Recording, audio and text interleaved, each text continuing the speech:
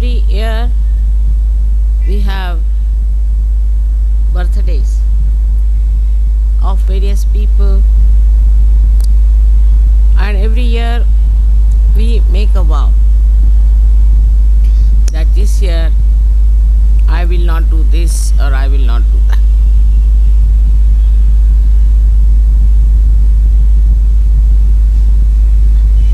This is a very good way of seeing how far we have come in life.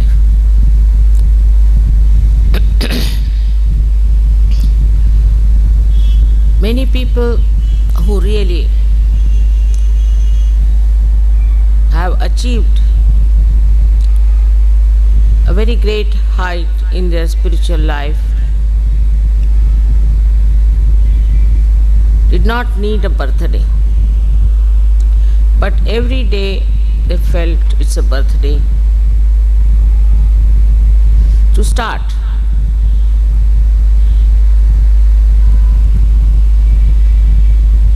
To go ahead, to understand, to learn. Every day is a new year for them. In our own life, we see that our surroundings change very slowly. Sometimes it is shocking. Sometimes we are surprised how the surroundings are not changing. But in a subtle way, there is a tremendous change that is happening within us and without. The whole atmosphere today is governed by human beings.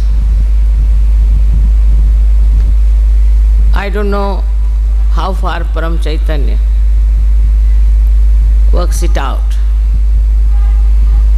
but it is for us to open ourselves to new dimensions in our lives. For example, if we find we still have, through our introspection, we locate that we have these old, subtle, nonsensical things still hanging around us. We don't have to vow for it. You have to just witness it. And the destructive path it is taking you to, immediately you will give up.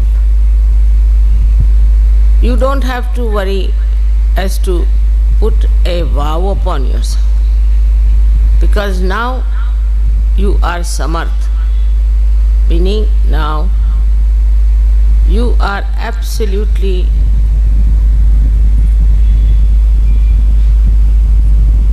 empowered. Whatever you think is wrong, your attention itself on it will slowly, gradually remove the doubts.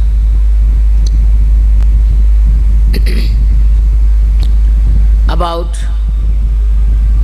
having those problems, those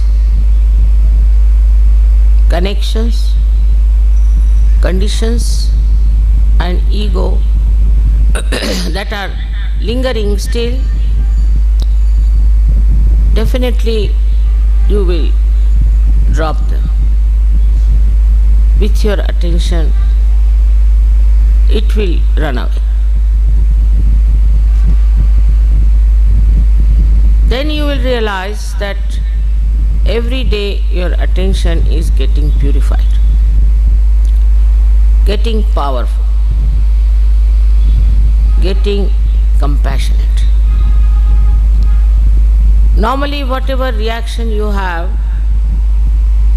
in your attention just disappears. and you start witnessing the whole thing. And your power of attention through that witnessing force acts, and it works. It works not only on you, but on everything that surrounds you. Firstly, through your meditation, in that state of meditation, you expand within yourself. You stay in the present. The other day, somebody asked me, where was your last birthday? I just forgot where it was. Otherwise, my memory is very good, like an elephant. But this I forgot. Perhaps every time, every day, you live in the present and you grow. So you forget when and where this growth has taken place. My own growth has been like this, that every time I go to a place, I find very nice new people coming in, and some of the horrible ones from the old lot disappearing. It's something like when the tree grows, the leaves go on falling and new leaves start coming. But in Sahaja Yoga, it's something different. I find that on the tree of Sahaja Yoga, very few, very few leaves fall off, and you sometimes face a lush garden of beautiful people. To me, it's like a miraculous fireworks. It starts like a small line and then opens up into several beautiful patterns. It is impossible to envisage or to visualize what will happen to us, to Sahaja Yoga, and to all of you.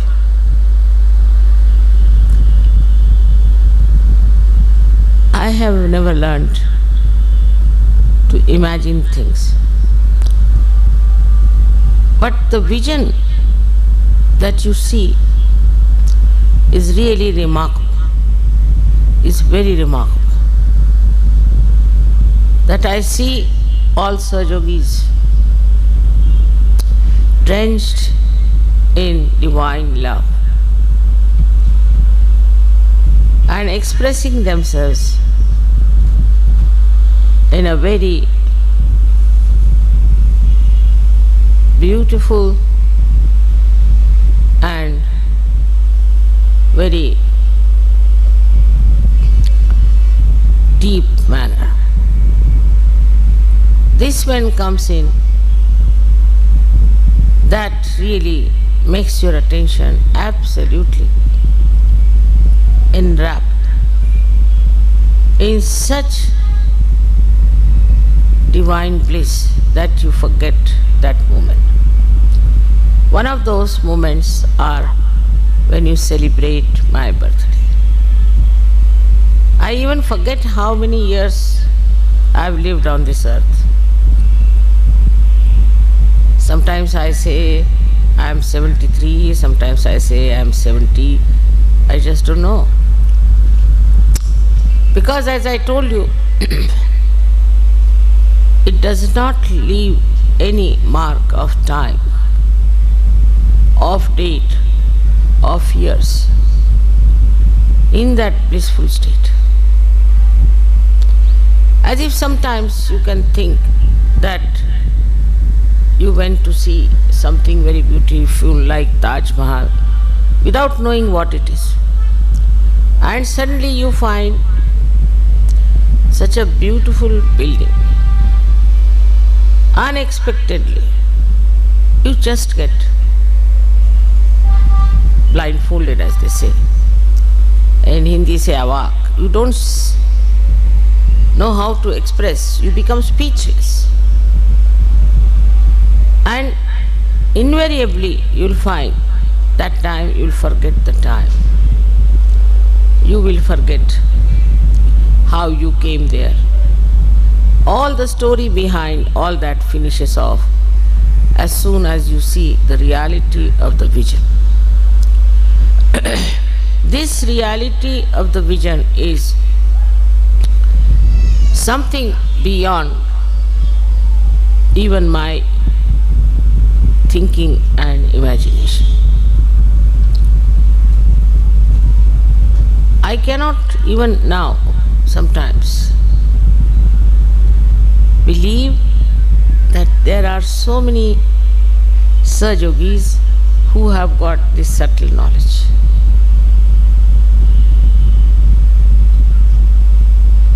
I never knew that there are so many seekers to begin with. I never knew that there are such subtle people on this earth. All over the world, wherever I went, whether I went to Nepal or to Brazil, suddenly I find facing so many beautiful seekers. If you ask me, when did you go to Brazil, I won't be able to tell you the dates. I have very bad memory for dates for the same reason, I think, because every time I see a vision. And the time also just stops for that moment. It doesn't express itself. Nothing is recorded except for the experience. And this experience is in an abstract form. You cannot describe. It is beyond words and beyond any description. At that time, you really become thoughtless. And that is the time we have to really enjoy. The greatest curse of modern times is the watch or the time that we give. And all the time we are just seeing the time, what time it is now, and after 2 seconds again also we want to see what is the time. We have crossed the limits of time, Kalatit. Try to understand why we have crossed. Because time moves according to us. You can experience it.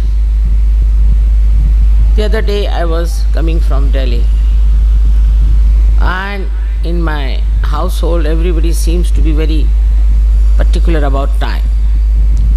So they were after my life, come along, getting late, now you just can't get into the plane, this, that. All right. And when I reached there, they said that the plane is still waiting, it's not necessary for you to hurry up.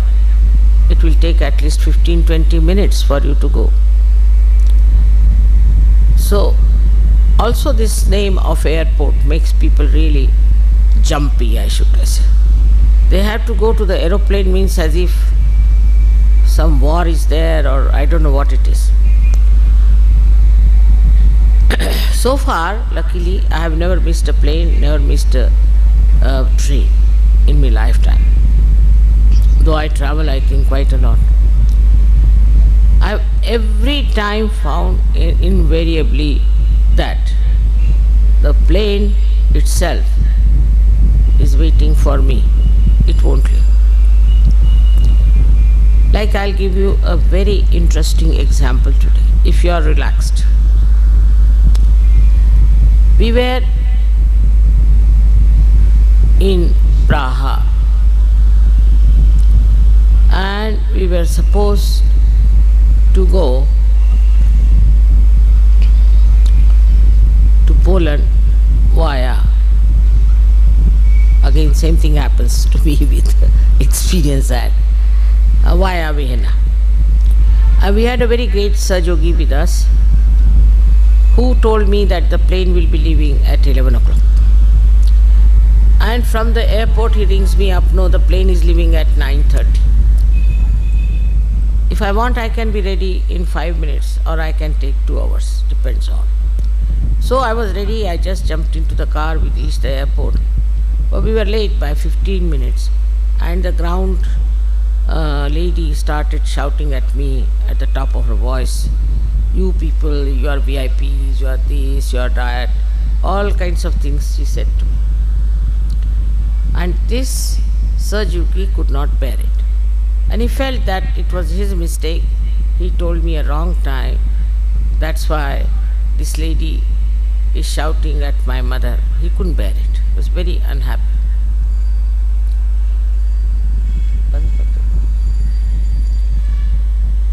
Then turn it round. Turn it. So, we went into the aeroplane with this lady shouting behind. And we saw that the pilot and engineers, they were busy with some correction of the machinery. They said it is little bit out of order, it will be ready. So we sat down. Now this Sajogi could not bear it and his tears started rolling down his eyes. Another Sajogini, she said, "Brother, it's all right, don't cry." They were sitting behind me, I just turned round. I said, "It's all right, don't worry." He said, "No, mother, because of me, she could say all these things, I can't bear it." And he couldn't stop crying. Within 1 minute, the sky, which was absolutely open, was covered with big clouds like huge big elephants walking into the whole area. Very big. All the Sajogis were standing also on the other side on top of the airport, saw it happening. The whole thing became absolutely jet black. Oh my God, I said, see, the tears of this gentleman has such powers. And then the airport people told us that this plane is out of order, so we have to get down. So we got down. We came back. Then he went to this ground hostess and told her, "Now, whom should we shout at? Now the plane is not going. Should we shout at you?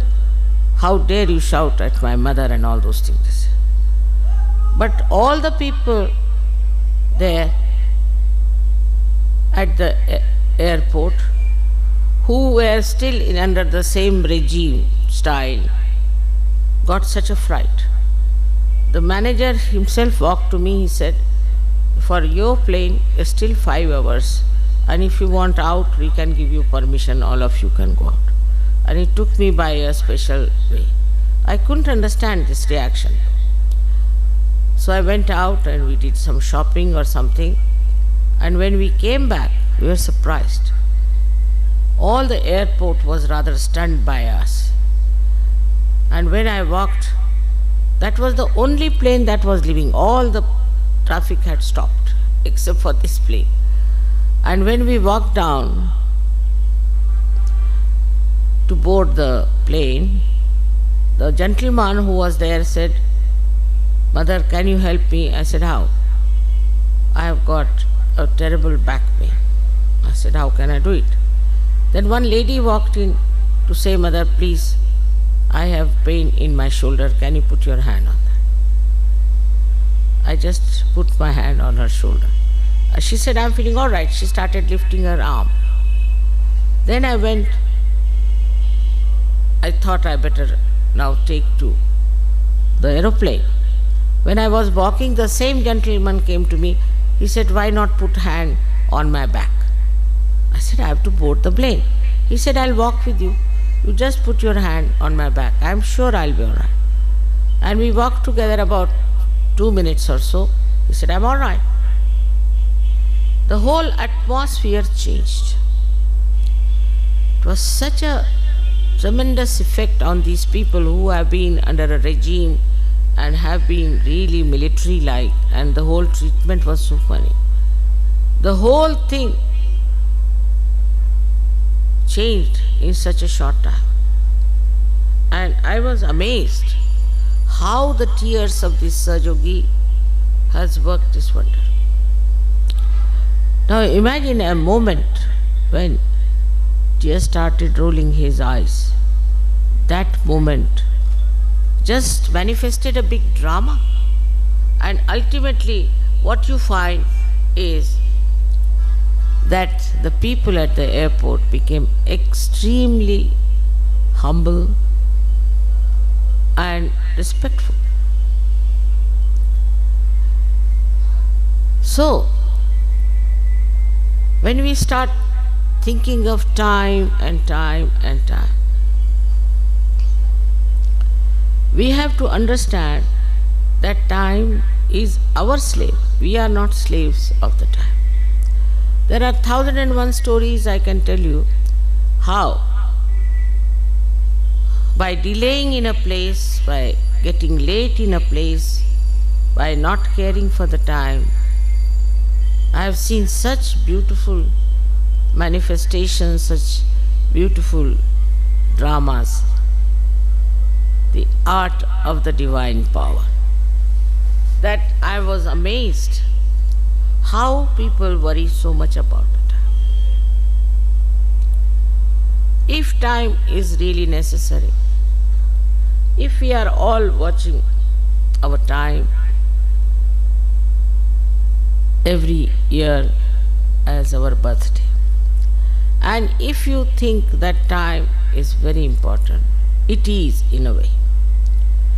In these modern times, we really need the time for meditation, for collective meetings, and for Sahajoga. I know when there was the war of independence in this country, where my parents fought with all their tana, mana, dhana. That time I remember how they never cared for anything. They went all out because it was very important to get this country freed from the clutches of the empire. And this was so important. They had to meet somebody at such a point. That man, supposing is escaping from the jail, or there's some sort of a thing on, they could not afford to miss the time. They could not afford to just neglect that important time, important meeting, important discussion, because everything had become an emergency. For them, nobody told them, nobody gave them lectures, but for them, from inside, they were all legendary people, I should say, the way they fought for their freedom. This is today the same situation. It is an emergency, a very subtle emergency, that nothing is more important than spreading Sahaja. If some people will miss it, will not know about it, we will be responsible for that. At the time of Christ, Buddha, Mahavira, or any one of them, there were no aeroplanes to travel. There were not these loudspeakers, also other communications and televisions and all those things. All these things have come now. That has been manifested now. It is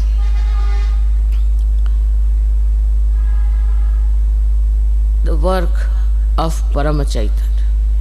Through scientists, through other knowledge, all this manifestation has taken place.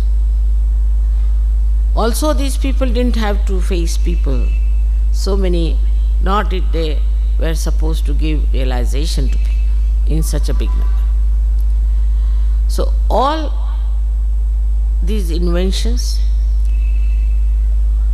all that you see today as modern ventures which we have got, they are all for Sahaja. Without Sahaja, you cannot imagine what would happen to this world. The first and foremost thing is we have no peace within our hearts. We talk of peace. I know of people who have got awards in peace, have no peace within their heart. No peace at all.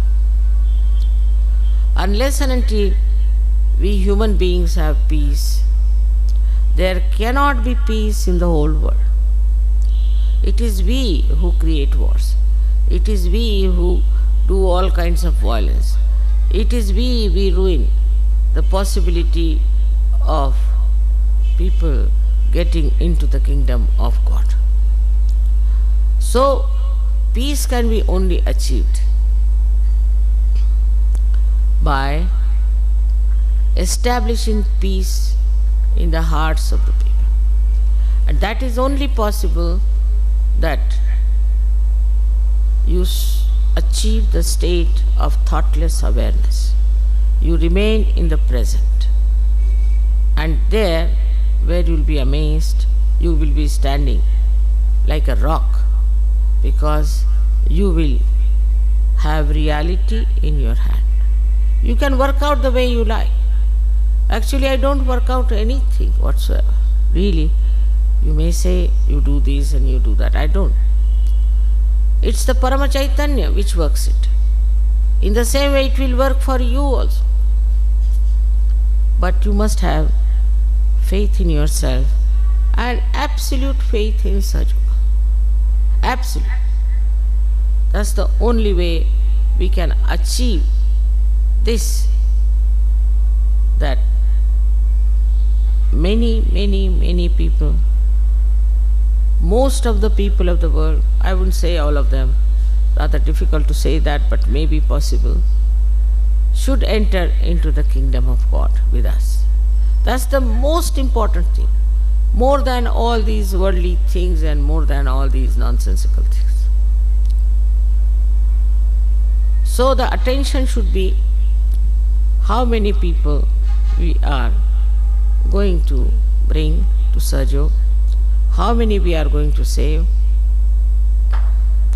what are we going to do about it. When you have to think about it every morning, how can you remember the time and date? When you are in emergency now, and you know that this emergency has to be fulfilled, then how can you just pay attention to all worldly things, all worldly achievements? That will take its own course. You don't have to worry. That works out automatically. Only thing where you really need your own diversion or your own focusing is Sahaja Yoga. in and out. If we really want peace on this earth, if we want really progress for ourselves, if we want all kinds of physical, mental, and emotional problems being solved, all for our good, why not we come to Sahaja Yoga where we don't have to do anything except for raising our Kundalini, except for meditating for it for very little time and to achieve that state of joy. Today my feelings are really full of joy, because now I can see how things are happening, how one person can produce thousands and thousands of such. I saw one miracle. I told once that one seed has all the 1,000 trees it is going to produce. And when I saw a new technique of tissue culture, I was amazed that on one little seed there were so many little primules who had come out. In the same way, you are all capable and you all can do it. But what is needed is faith in yourself and also complete sincerity about Sahaja Yoga. If that happens today, you have really celebrated my birthday. If you think that my birthday is important, that for me very important is that everybody gets their spiritual birthday. May God bless you.